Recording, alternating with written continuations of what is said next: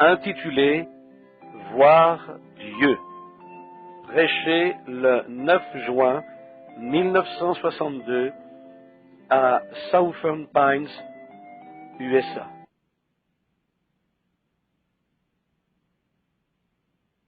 Nous étions assis ici à discuter, frère Thomas et moi, et frère Rhodes aussi, que j'ai eu le privilège de rencontrer. Vous connaissez notre sens de l'humour, ce sur quoi j'ai parlé ce matin, mais je n'ai pas eu le temps de laisser s'échapper la vapeur. C'est donc le seul moyen que nous ayons de laisser s'échapper la vapeur, en ayant le sens de l'humour. Et ce vieux frère pieux et saint, qui vient tout juste d'aller dans la gloire, frère F. Bosworth, que la plupart d'entre nous connaissons bien, a toujours eu un grand sens de l'humour. J'étais plutôt hésitant face à ça. J'observais et j'écoutais parce que je veux le oui-oui et le non-non. Lorsque j'ai vu ce vieil homme pieux et son sens de l'humour, et qu'ensuite j'ai vu d'autres grands serviteurs, frère Veil et ses autres frères et tous les autres, et quand ils se réunissaient, ils avaient ce sens de l'humour, et je me disais, eh bien peut-être que ce n'est qu'une tradition en ces derniers jours parmi les ministres. Puis j'ai lu dans le Concile avant Nicée et les Pères de Nicée et ses autres livres sur quelques-uns de ces serviteurs de Christ dans les années passées, et ils avaient le sens de l'humour. Et vous savez, je suis finalement parvenu à découvrir que Dieu a un sens de l'humour. En parlant de communion fraternelle, je pensais à ce que frère Bosworth avait coutume de dire. Il me disait, frère Branham, tu sais ce que c'est que la communion fraternelle? Fellowship, en anglais, note de l'éditeur. J'avais répondu, oui, je crois le savoir. Il avait dit, ce sont deux compagnons, fellow, en anglais, note de l'éditeur, dans une même barque, ship, en anglais, note de l'éditeur. Là, vous pouvez être très près l'un de l'autre. Vous savez, donc c'est de la communion fraternelle. Et c'est certainement une époque formidable de communion fraternelle. Comme je prends de l'âge, je n'ai pas l'esprit aussi vif que lorsque j'étais un jeune homme, comme frère Parker ici. Il racontait dernièrement qu'il disait toujours à sa femme qu'elle prenait de l'âge, alors que lui rajeunissait, et ainsi de suite. Et j'essaye cela chez moi, mais ça ne marche pas très bien. Mais quand toutefois je lui ai dit qu'on n'avait que 10 ans de différence, je lui ai dit, fais 10 autres années, et au lieu de pousser ta Bible en avant comme cela, tu seras obligé de regarder au travers de lunettes. C'est comme ça quand on prend de l'âge. Et aussi nous sommes très contents de cette réunion et de ses résultats. Et j'avais un peu de temps. Frère Parker ici m'expliquait certaines écritures, et je suis au courant de l'enseignement des écritures que vous avez tous au tabernacle. Il les a abordées d'une façon humble et conciliante pour me parler de certaines choses. Je lui ai demandé que dès qu'il les aurait sur manuscrit, de me les faire parvenir afin que je m'assoie et les étudie. Et j'aime sa manière d'aborder quelqu'un, pas vous? Il n'essaye pas de vous le faire avaler de force, mais c'est d'une façon humble et conciliante. Il y a quelque temps, je parlais à un groupe de frères d'une certaine dénomination. Il me réprimandait vertement. Il disait, c'est ridicule de prêcher la guérison divine. Oh là là! Il connaissait tout le livre, vous savez, et il disait, voyons, ces jours sont passés depuis longtemps. J'ai dit, eh bien, quelque part, c'est de nouveaux revenus, car je suis sûr que... Et il me disait que je n'aurais pas dû essayer de prêcher sans avoir d'instruction, sans avoir fréquenté une école biblique où j'aurais appris quelque chose. Et j'ai attendu qu'il finisse de parler avant de dire, vous savez, je vais vous dire, vous les frères, devez en effet avoir un merveilleux temps. J'ai dit, vous savez, malgré toutes mes erreurs et mes fautes, Dieu m'aime à sa manière. Et c'est difficile à porter quelquefois. J'ai dit, ceux qui sont dans la vérité, je me demande bien alors comment ils peuvent supporter cela, vous savez. Ceux qui aiment la cause autant que cela, voyez-vous, dans l'égarement où nous sommes supposés être, vous savez. Et si Dieu nous aime à ce point, que dire de ceux qui ont réellement la vérité? J'imagine qu'ils ont réellement un temps merveilleux, ne pensez-vous pas? Ainsi nous restons comme nous sommes jusqu'à ce qu'ils nous montrent notre erreur. Puis nous avancerons vers ce qu'ils appellent la vérité, si Dieu dit que c'est la vérité et que sa parole le déclare. Mais dans un groupe comme celui-ci, c'est le lieu le plus proche du ciel qu'il y ait sur terre. Ce matin, comme nous sommes assis ensemble, nous sommes déjà morts, cette affaire-là est classée, et nous sommes ensevelis. Puis nous sommes, non seulement cela, mais nous sommes ressuscités, nous sommes relevés, et en Christ, dans sa résurrection, nous en sommes une partie. Et nous sommes maintenant réunis dans les lieux célestes en Jésus-Christ. Voyez-vous, nous sommes en lui par le baptême, voyez, par un seul esprit, nous sommes tous baptisés dans un seul corps. Et nous voici maintenant réunis, le corps du Seigneur Jésus. Vos services commencent dans les quelques 30-35 minutes, et si j'essayais de prendre ce texte, laisser s'échapper la pression, nous en aurions jusqu'à midi à en laisser s'échapper. Je pense que ce serait une bonne façon de le faire, mais j'ai pensé à apporter un petit témoignage peut-être, et ainsi pouvoir revenir à l'Église. J'aimerais être là et m'asseoir et écouter l'enseignement de ces grands serviteurs du Christ, frère Vail, le frère qui est là, et notre précieux frère Parker, et frère Iverson. Il y a beaucoup d'autres frères ici que j'aimerais bien entendre. Ils me parlaient de l'ordre des réunions, c'est-à-dire de laisser agir l'esprit. J'aime cela. Et le suivant se lève pour prêcher et continue comme ça dans l'harmonie. C'est là le Saint-Esprit, c'est exact. Mais lorsque vous constatez que quelqu'un entre en contradiction, alors ce moment de communion fraternelle est brisé. Voyez-vous, il y a quelque chose de faux en cela. Maintenant, j'ai dit à frère Parker, puisqu'il m'a si gracieusement invité à revenir l'année prochaine peut-être, si le Seigneur tarde, que j'aimerais passer une journée et simplement m'asseoir avec les frères et parler de ma propre expérience, comment j'ai rencontré l'Esprit lui-même. Vous ne pouvez parler ouvertement de ces choses devant le monde. Quand vous parlez de quelque chose, je l'ai observé, vous ne dites qu'un mot, et l'un le prendra et l'interprétera d'une façon, et l'autre le prendra et l'interprétera d'une autre façon. Et la première chose que l'on constate, c'est qu'on est complètement dehors du sujet dont on veut. Et puis cela se répand parmi les gens. Et certains disent, frère Branham dit ceci. Eh bien, cela n'arrive pas qu'à moi, cela arrive à tous les frères. Ainsi, ce serait dans le simple but de me réunir avec des ministres où vous avez le privilège de vous lever, et c'est ce qui vous rend pur lorsque vous pouvez vous asseoir et écouter et partager vos opinions ensemble. Maintenant, j'apprécie ces merveilleux moments. Je sollicite vos prières, comme je continue je devrais me rendre à Columbia en partant d'ici, et puis me presser de rentrer directement chez moi. Je serai chez moi mercredi soir et je quitterai jeudi matin. J'arriverai chez moi mercredi soir vers 21h ou 22h et je quitterai vers les 4h jeudi matin pour la côte ouest pour l'ouverture des services à Cow Palace. C'est là que se tient la phénoménale Western Livestock Exhibit de Southgate en Californie. De là, nous nous rendrons à Grass Valley et ses proches en direction du Nevada. Et ensuite dans l'État même où se tient cette année l'exposition internationale. Ce sera par la suite le Canada. Nous avons tout un programme, d'ici en Californie et de là en Alaska. Priez donc pour moi. J'apprécie frère Parker et son grand amour de m'inviter à venir à sa convention et du privilège qu'il me donne de me laisser libre de dire tout ce que Dieu mettra sur mon cœur. J'apprécie un homme pieux. Et frères, sœurs, j'ai pensé à vous parler ce matin du fond du cœur. Il n'y a pas beaucoup de portes qui me sont ouvertes. Je n'ai pas de rancune contre mes frères, pas du tout. Mais je crois qu'il arrive que, c'est ce que je disais, les gens adoptent la mauvaise attitude et penchent d'un côté et de l'autre avec ces choses. Et cela engendre de la confusion parmi les frères. Et je peux voir qu'il y a des bergers qui peuvent comprendre ces choses. Bien entendu, c'est ce que j'escomptais et j'ai cru que cela serait compris. J'ai des convictions qui me sont propres, comme on a tout ministre. Je n'ai pas essayé de semer la discorde parmi les assemblées, parce que c'est là une chose que Dieu hait, la discorde parmi les frères. Mais lorsque je prêche en dehors de mon assemblée, j'essaie de ne garder que les grands, j'appellerais cela, je dirais, les grands enseignements et doctrines évangéliques fondamentaux de la Bible. L'apparition personnelle de Jésus, la mort physique, l'ensevelissement, la résurrection, l'ascension et le retour, et ainsi de suite.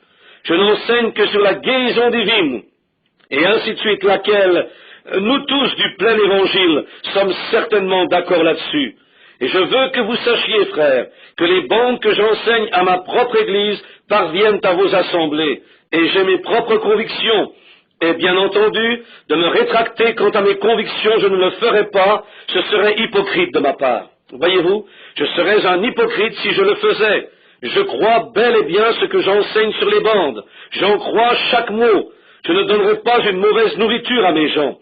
Et si je suis dans l'erreur, je prie Dieu de bien vouloir me le pardonner, parce que c'est au meilleur de ma compréhension. Mais de m'avoir invité ici en présence de ce groupe ministériel, ce beau groupe de prédicateurs présents ici ce matin, des hommes pieux, un brave frère dernièrement, et des sœurs, excusez-moi. J'étais à Phoenix dans une de ces glorieuses réunions avec un précieux frère que j'aime. Il m'a appelé dans son bureau. Il était profondément sincère et m'a dit, « Frère Branham, vous savez que je vous aime. » Et j'ai dit, « Merci mon frère, moi de même. » Et il a dit, « Vous savez, il nous semble que votre ministère est en quelque sorte la crème de la moisson. » Et j'ai dit, « Oh, ne dites pas cela. » J'ai dit, cela n'est pas exact. J'ai dit, j'ai simplement suivi le Seigneur et vous avez fait de même. Nous sommes donc tous, voyez comme il vous a béni, au-delà de ce qu'il n'a jamais fait pour moi et les grandes choses qu'il vous donne. J'ai rajouté, il n'a jamais fait ces choses pour moi. Il vous faut beaucoup d'argent. Pour moi, ce n'est pas le cas, parce que je pense qu'il ne me ferait, vous savez, il ne me ferait pas confiance avec ces choses, peut-être. Vous voyez? Autre chose, ai-je dit, mon petit ministère, je ne pourrais pas aller dans des petits villages tels... récemment, j'ai tenu une réunion où il n'y avait que 20 personnes, mais c'est le Seigneur qui m'y avait conduit, et je veux aller là où il me conduit. Je n'ai pas besoin d'argent, voyez-vous, et je veux simplement aller où je me sens conduit à aller. Et l'autre jour, au milieu de tous ces ennuis, j'ai jeté un coup d'œil sur nos livres, et au moins 300 grandes villes des États-Unis m'attendent, à part les champs missionnaires étrangers. Ce frère a dit, eh bien, voici ce que je vais vous dire, frère Branham. Vous êtes trop radical. J'ai dit, eh bien, je suis irlandais de naissance, par ma première naissance, et juif par ma seconde. Et j'ai dit, alors, vous savez, mélangez ça ensemble, et c'est difficile de dire ce que vous aurez. Et j'ai dit, peut-être, je suis en effet radical, je pense. C'est ma nature d'être comme cela. J'y mets simplement tout mon cœur. Quand je crois qu'une chose est vraie, je vends tout ce que j'ai pour l'acquérir, vous voyez. J'ai dit, c'était ainsi avec Christ, si je comprends bien. Et mes ancêtres étaient des catholiques d'Irlande. Ils étaient tous de Dublin. Puis j'ai entendu l'histoire me concernant lorsque j'étais un petit garçon, les choses qui se sont produites. Il y avait un appel dans ma vie. Et les catholiques ont alors dit, c'est nous l'Église, ce qui laissait les autres dehors. Et j'ai été vers les luthériens qui disaient, c'est nous l'Église, ce qui laissait tous les autres dehors. Il y a environ 600 à 700, peut-être 900 différentes dénominations.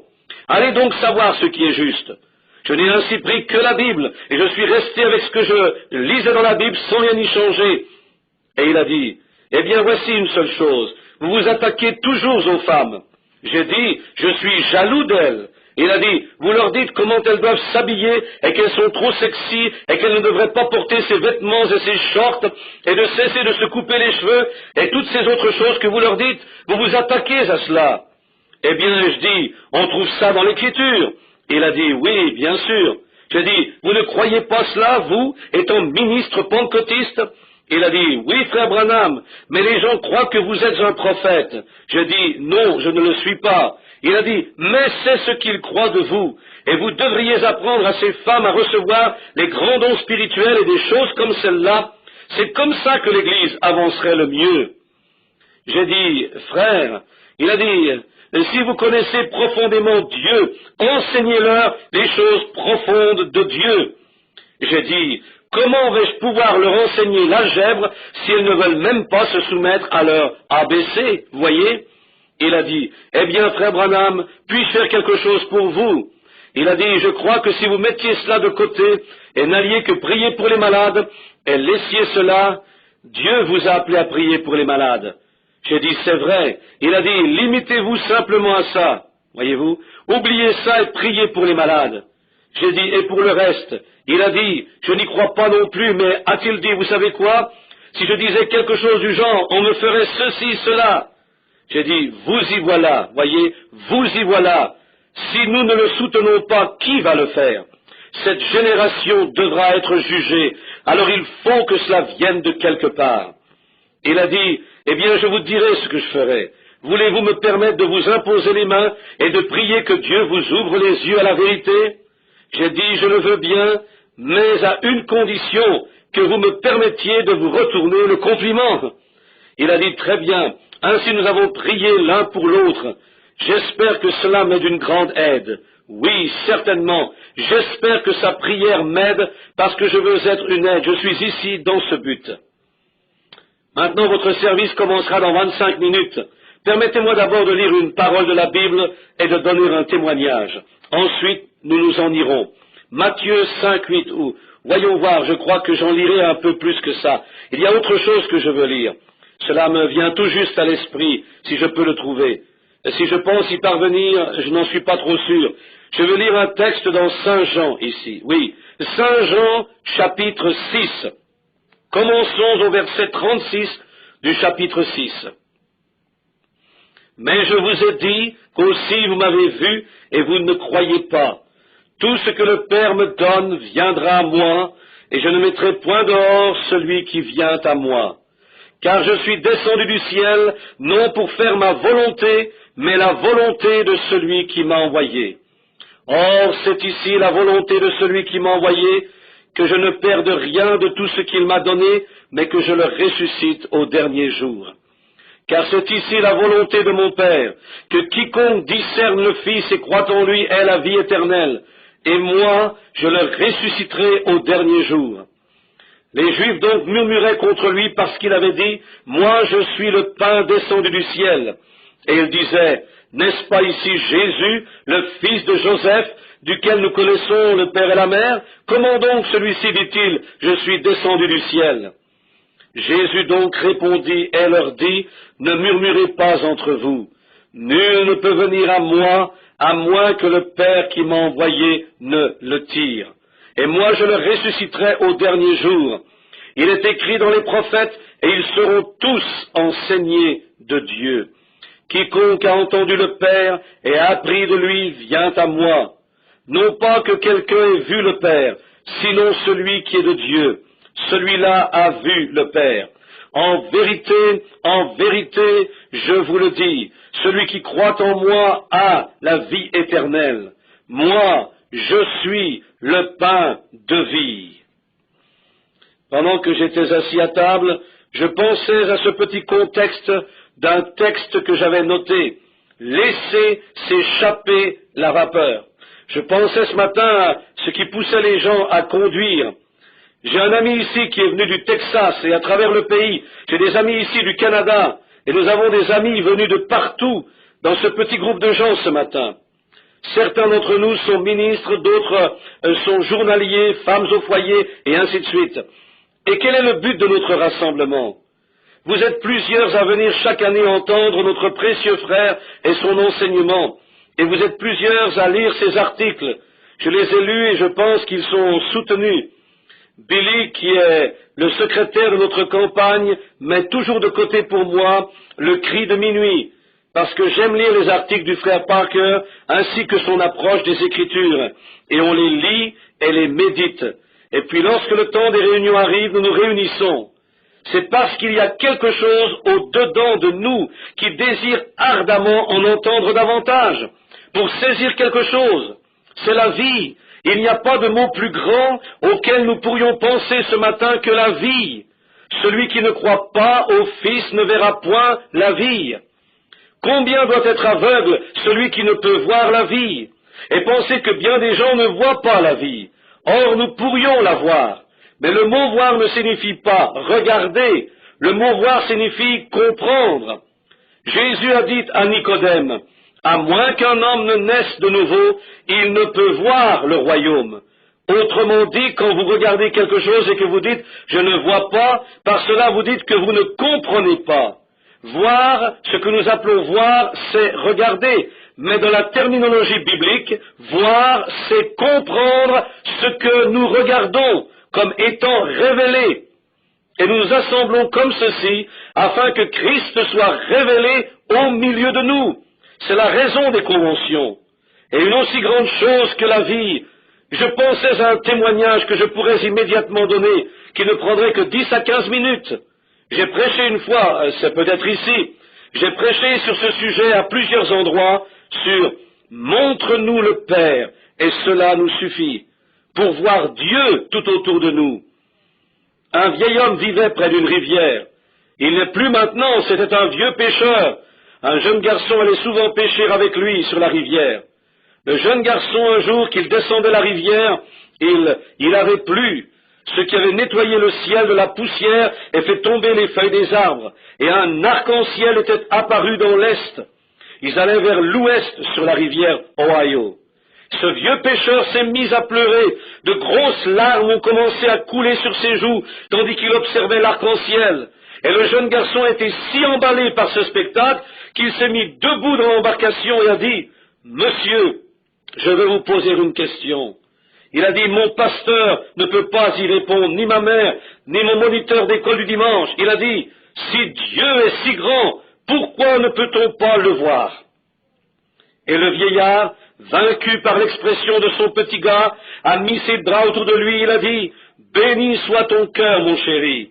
C'est tout ce que je vois depuis 50 ans, Dieu. » Voyez-vous, il pouvait voir Dieu, voir la vie. Dieu est la vie. La vie, c'est Dieu.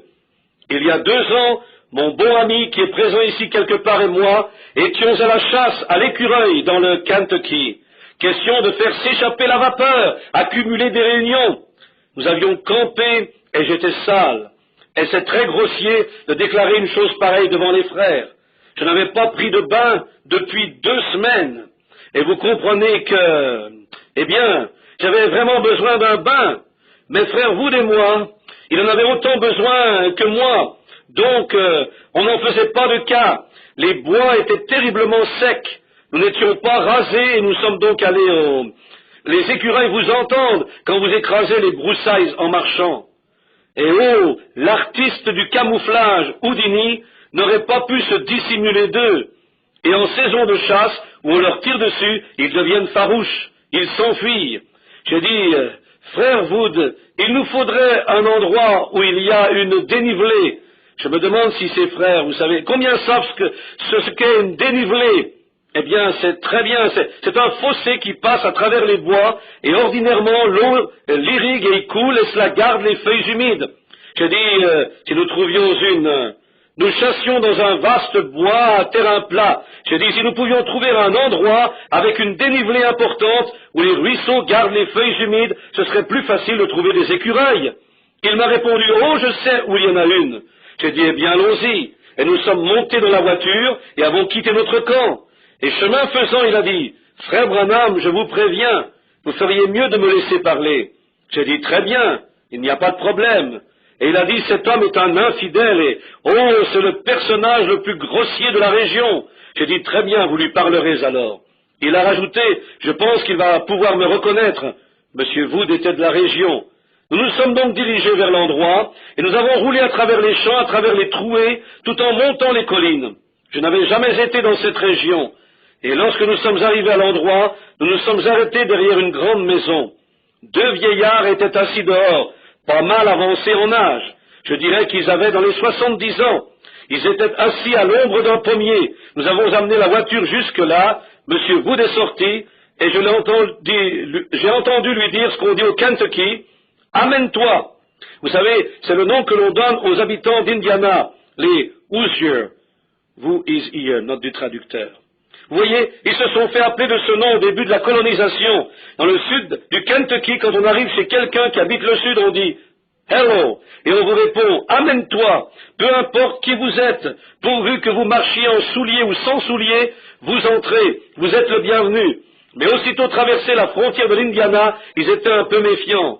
Vous disiez « Hello » et ils vous répondaient « Qui va là ?» Ils veulent d'abord savoir. Je suis content d'être du sud, j'aime bien cette façon. Et ainsi il a dit, amène-toi. Et M. Wood s'est avancé. Il a appelé l'homme par son nom. Il a dit, « Vous êtes celui-là ?» Il a répondu, « Je suis ce vaurien. » J'ai vu qu'il était plutôt rigide. Et j'ai dit, j'étais assis dans la voiture, et M. Wood a dit, « J'aimerais vous demander. Je veux d'abord me présenter. Je m'appelle Wood, Banks Wood. J'étais à la chasse à l'écureuil, et je suis allé à un endroit pas loin. C'est plutôt plat comme bois, et c'est pas mal sec. Nous savions que vous possédez une portion de terre ici avec des ruisseaux. Je pensais que peut-être je pourrais venir et vous demander l'autorisation de chasser. » Le vieillard a craché sa grosse chique de tabac et a dit, « Êtes-vous le fils de Jim Wood ?» Il a répondu, « Oui. » Il a dit, « Jim Wood ?» Maintenant, ils étaient témoins de Jéhovah, vous savez. Je pense qu'ils sont venus ce matin, ils vendent des livres à la Réunion. David avait une jambe repliée sous lui, et M. Wood, étant témoin de Jéhovah, était venu à l'une des réunions. Et avant de quitter le bâtiment, le Saint-Esprit m'avait dit qu'il y aurait là un garçon. Il m'avait dit, le nom de son père sera Wood, et ils sont du sud du Kentucky. Et il a dit, il a la polio. Et il a dit, prononce la parole. Il marchera. Et j'ai regardé tout autour pour voir la vision. Je n'ai pas pu voir le garçon, j'ai continué. Je l'ai repéré à l'arrière après un instant, et j'ai appelé son nom, et voilà que sa jambe s'est redressée, voyez-vous. Il a cessé d'être témoin de Jéhovah à compter de ce moment. Par la grâce de Dieu, j'ai conduit toute sa famille, son père, un leader chez les témoins de Jéhovah. Ils sont tous venus à Christ et au baptême du Saint-Esprit, et je les ai tous rebaptisés. Ainsi le Seigneur donne par des visions des choses qui vont arriver. Ainsi il a dit, tous ceux qui connaissent le fils de Jim Wood peuvent chasser où ils veulent. Il a dit, servez-vous. Il a dit, j'ai ici 500 hectares de forêt toute vierge. Servez-vous. Il a dit, j'ai avec moi mon pasteur. Ça ne vous ennuierait pas qu'il m'accompagne? Et il a dit, Wood, tu ne veux tout de même pas me dire que tu es devenu vulnérable à ce point de devoir traîner un prédicateur partout où tu vas. Et il a dit, eh bien, j'ai pensé qu'il était temps pour moi de sortir, vous savez. Je suis ainsi sorti de la voiture et je me suis approché. Et j'ai dit, bonjour, Monsieur Wood allait me présenter, mais avant qu'il ait eu le temps de le faire. Et oh, j'avais une barbe de 15 jours, du sang d'écureuil, je sentais la moufette. Je me suis avancé comme ça et j'ai dit, bonjour monsieur. Il a dit, et vous êtes un prédicateur? J'ai dit, eh bien, j'aimerais bien l'être, Et il a dit, eh bien, moi, vous savez, je suis censé être un infidèle. J'ai dit, ce n'est pas une chose dont vous devez tellement vous vanter, n'est-ce pas, monsieur? Et il a dit, non, j'estime que non. Il a dit, il n'y a rien qu'une chose que j'ai contre vous, les gars. Et j'ai dit, oui, monsieur, s'il n'y a qu'une seule chose, c'est, vous vous portez très bien. Je connais bien des gens qui sont supposés être des chrétiens, qui ont plus de choses que cela contre moi. J'ai dit, eh bien, ça ira. Il a dit, ce que j'ai contre vous, les gars, c'est ceci. Vous criez toujours au sujet de quelque chose dont vous ne savez rien. J'ai dit, quoi par exemple, monsieur? Et il a dit, vous parlez de Dieu, et ça n'existe pas. Oh, ai-je dit, c'est là ce que vous croyez? Il a dit, oui, c'est bien cela. Je me suis dit, Seigneur, aide-moi. Maintenant, il n'y a que deux façons d'aborder une chose, mes frères. Il y a la bonne et la mauvaise. Puis-je m'arrêter ici un instant dans mon récit et dire que c'est cela qui ne va pas avec moi et beaucoup d'entre nous, les frères. Nous avons un produit important ici, mais nous abordons mal le public avec cela. Ce qui fait de nous des isolationnistes. Voyez-vous? Cela se rendra tout seul. Vivez-le simplement, voyez-vous? Vous êtes le sel de la terre. Et le sel, aussi longtemps que la saveur est dans le sel, il goûtera au contact. Mais s'il perd sa saveur, peu importe combien nous poussons des cris ici-bas et combien nous sautons de haut en bas, il faut qu'il y ait une vie extérieure qui en témoigne. Amen. J'ai regardé le vieil homme et je me suis dit, Seigneur, ce pauvre vieux, il a pioché sur ces vieilles mottes de terre ici. Si mon papa vivait encore, il aurait son âge. Il y a juste un petit quelque chose ici que tu pourrais m'aider à dire, j'en suis sûr, qui aiderait l'homme à voir. Et j'en ai vu beaucoup qui se disent infidèles. Et j'ai été à côté de quelques-uns lorsqu'ils allaient mourir. Ils ne sont pas des infidèles, ils ne sont que grincheux, voyez-vous. C'est une expression de la rue, mais de cette façon vous comprendrez, grincheux, et laissant s'échapper la vapeur. Et j'ai dit, bon, c'est une opinion, bien entendu. Et nous nous sommes tenus là un instant. Nous étions assis sous un pommier. Il a dit, j'ai été à ces réunions, et ils ne font que donner de fausses alertes. Il a dit, j'avais un chien comme ça, et je l'ai abattu.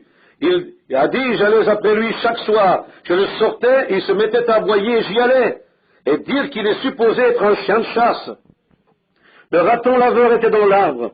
Et la première chose que vous saviez, il appuyait après l'arbre, comme cela, et je m'approchais éclairé dans l'arbre avec une lampe de poche. Le raton avait eu le temps de monter jusqu'au faîte. J'ai dit, mais monsieur, après tout, le raton y était. Ce n'est qu'un chien, voyez-vous. J'espère qu'il a compris ce que j'ai voulu dire, et je suis sûr que vous comprenez. Il a dit, je l'ai abattu. Et il a rajouté, je n'aime rien de ce qui peut tromper. Et je pense que quand un homme parle, il devrait savoir de quoi il parle. J'ai dit, je suis certainement d'accord avec vous. Il a dit, il y en a un que j'ai entendu, et si jamais je parvenais à voir cet homme-là, il a dit, je ne l'ai jamais entendu, mais j'en ai entendu parler. Si jamais je le vois, je vais l'écouter. Et j'ai dit, c'est sage tout ça. Il a dit, il était venu à Acton, une petite ville des alentours. C'est un camp méthodiste. Et frère Wood m'a regardé, et j'ai hoché la tête. Il a dit, la vieille sœur une telle ici sur la colline. J'oublie son...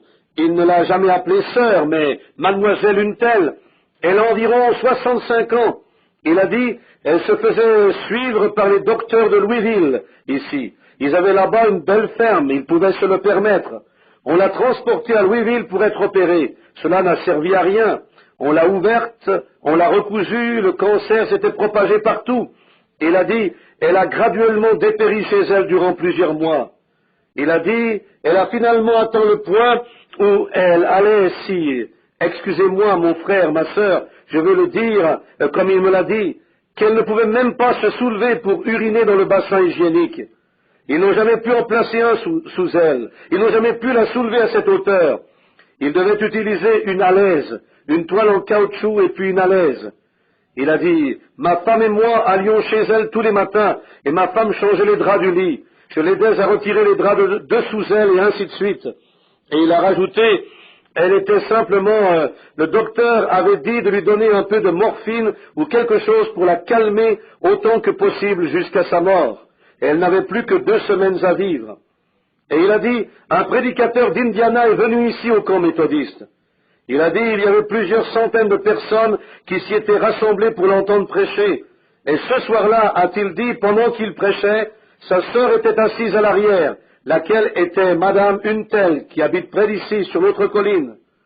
Ce prédicateur était censé avoir quelque chose qui le différenciait, qui faisait qu'il pouvait dire aux gens les choses qu'ils avaient faites, la raison pour laquelle ils étaient malades et tout. Et il a dit, j'en avais entendu parler, mais bien sûr, je ne croyais pas à une chose aussi exagérée que celle-là. Et il a dit, mais pourtant cette femme était assise dans la réunion ce soir-là, et pendant que le ministre parlait, il s'est tourné vers la femme, elle qui était assise au fond du bâtiment, et lui a dit, avant de partir chez vous ce soir, Madame Untel, vous avez pris avec vous d'un chiffonnier un petit mouchoir, avec un motif bleu en son coin, vous l'avez mis dans votre bourse. Vous étiez en train de prier là derrière pour votre sœur aînée qui se meurt, qui s'appelle Untel, qui habite sur la colline. Le Seigneur a entendu vos prières. Maintenant, prenez ce petit mouchoir et posez-le sur votre sœur et le cancer la quittera. Eh bien, a-t-il dit, vers minuit cette nuit-là, je pensais que l'armée du salut venait de débarquer à entendre tous ces cris et ces hurlements. Je ne veux embarrasser personne, mais c'était Ben qui est ici, frère Ben. Vous connaissez cette rafale familière du Amen qu'il fait entendre chaque soir de réunion. Cela ébranle l'endroit. Frère Ben avait ramené la femme depuis la réunion chez sa sœur, et elle avait posé sur elle le mouchoir, et Ben croyait en cela, il s'était mis à pousser des cris avant que ça n'arrive. Il avait simplement précédé les événements.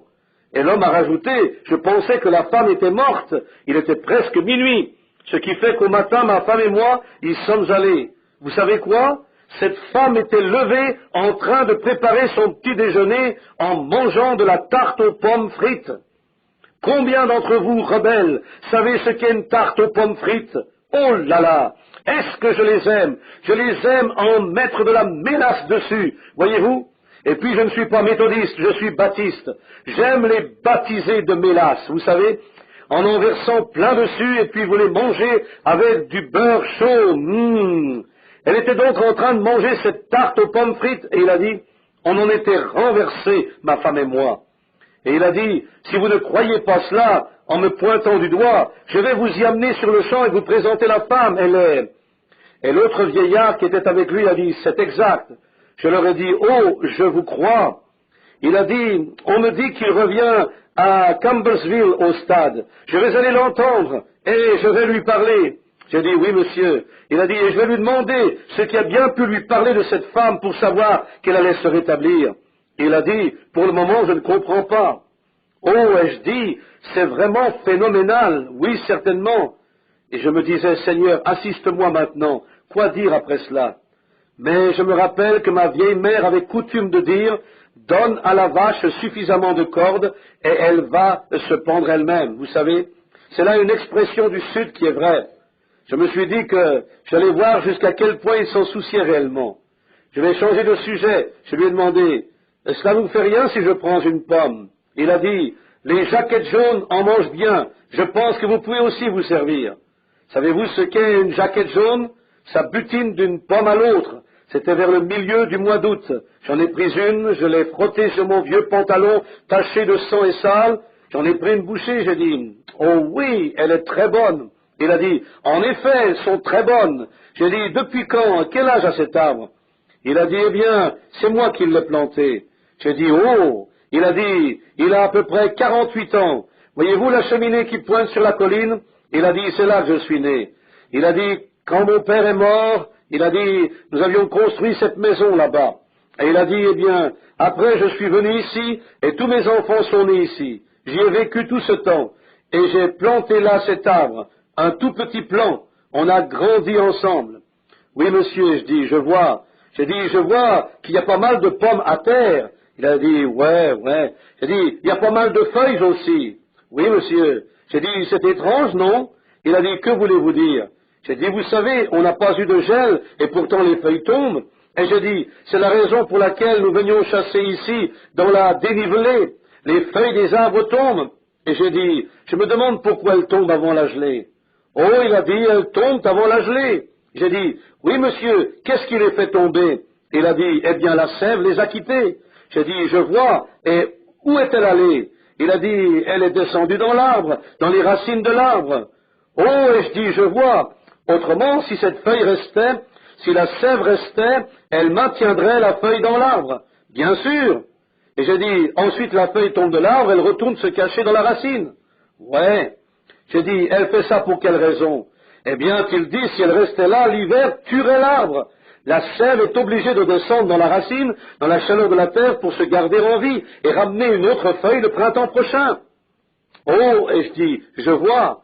Et chaque fois qu'elle remonte, elle vous redonne un tas de pommes et tout. Ouais, c'est cela. J'ai dit, eh bien, monsieur, j'aimerais vous poser une question. Il a dit, d'accord.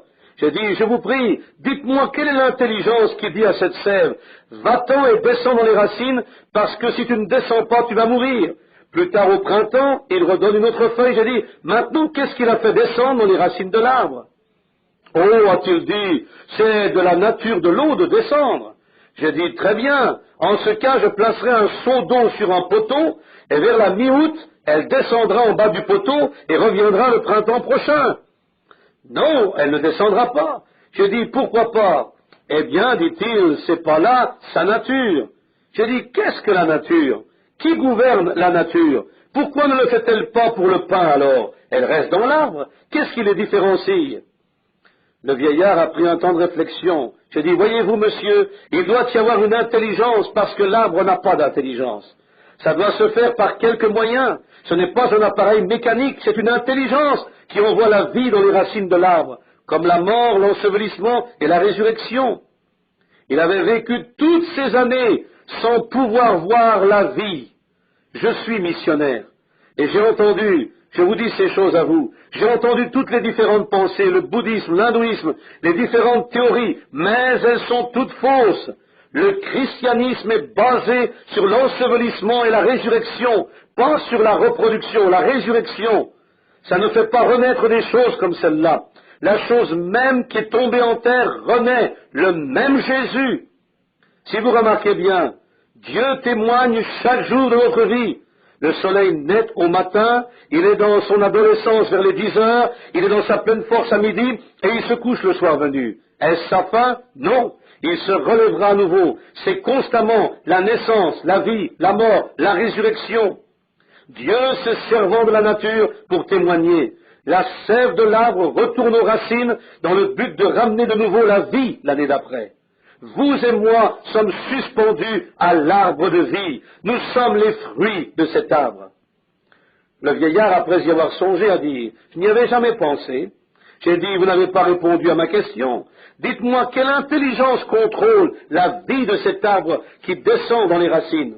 Cette intelligence peut parler à la vie et non à l'arbre. La vie qui est en vous, voyez-vous, elle contrôle cette vie et la fait descendre et se cacher. Comme l'a dit Job, cache-moi dans la tombe, garde-moi dans un lieu secret.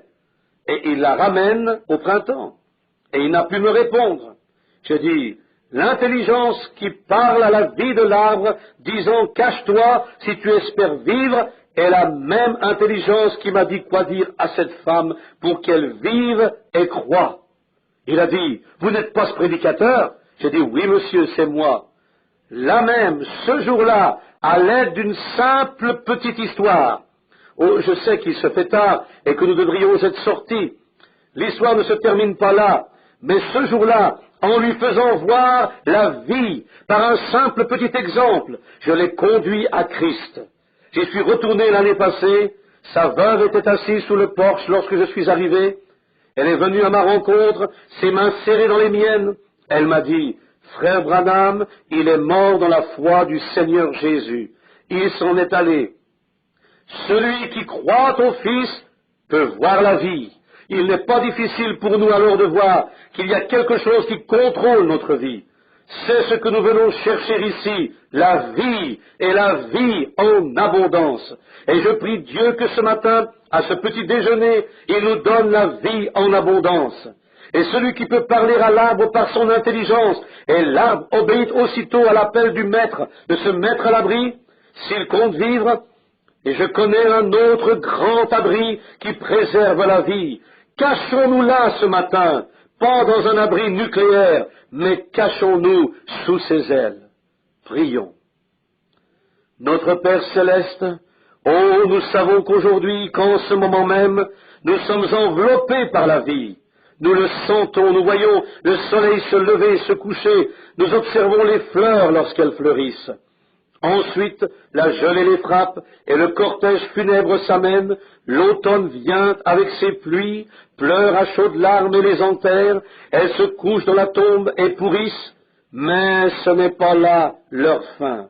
Tu as préservé leur vie, et puis, dès que le soleil, S-O-L-E-I-L, se met à poindre, même si la semence avait été enterrée par une grosse pierre ou par un tapis de béton durant l'hiver, quand ce chaud soleil qui contrôle la vie botanique commence à réchauffer la terre, cette semence prend vie. Nous trouvons le gazon le plus dru le long des trottoirs. C'est la semence qui y était ensevelie. Cela ne peut empêcher la vie de se manifester. La vie doit émerger. Nous pouvons l'enterrer au fond d'un pot, suspendre ce pot à un arbre, mais la petite vie lèvera à la louange de Dieu. Ô Dieu, puissions-nous ne pas être à court d'esprit, si étroits d'esprit, pour ne pas voir que tu es partout autour de nous. Et combien plus pouvons-nous le voir ce matin, dans ces enfants bien-aimés, comme nous communions ensemble ici, en Jésus-Christ, qui est la vie. Que chaque pèlerin, Seigneur, nous ne sommes pas de ce monde, nous sommes pèlerins et étrangers, nous sommes de passage, et puisque nous séjournons depuis la Géorgie, le Canada, le Texas, de partout dans les alentours, pour nous rencontrer ici, dans ces petits lieux, pour échanger nos idées et pour nous donner nos témoignages de sa gloire, puissions-nous retourner de cette réunion avec une abondance de vie éternelle, de sorte que nous puissions enseigner aux autres la façon de la trouver. Nous le demandons dans le nom de Jésus. Amen. On m'a pris pour un isolationniste, mais je ne le suis pas, voyez-vous. J'aime la communion fraternelle. Et je vais tout de suite tenir une réunion là-bas. Vous avez tous la vie éternelle, croyez-le. Mais voici, c'est un simple petit sujet dont ils vont me parler. Vous voyez, quand quelque chose ne va pas, cela vous dérange. On s'en aperçoit, et quand vous pensez à ces choses qui vous tracassent, c'est là que ça me met en pièces pour la soirée, voyez-vous. Et je suis sûr que les chrétiens comprennent cela. Ce n'est pas que je ne vous aime pas. Oh là là! Si ce n'était de vous, que serait mon ministère? Et que de dire de ceux du dehors, quelle que soit l'importance du ministère, il ne peut pas être grand sans vous. Je ne peux pas le faire moi-même. Ce n'est qu'ensemble que nous pouvons y parvenir. Voyez-vous, par moi-même, rien. Par vous-même, rien. Mais ensemble, le Seigneur accomplit son ministère. Si vous ne le croyez pas, cela ne se produira pas. Vous devez y croire. C'est ce qui fait que ça se produit quand vous y croyez. Que Dieu vous bénisse.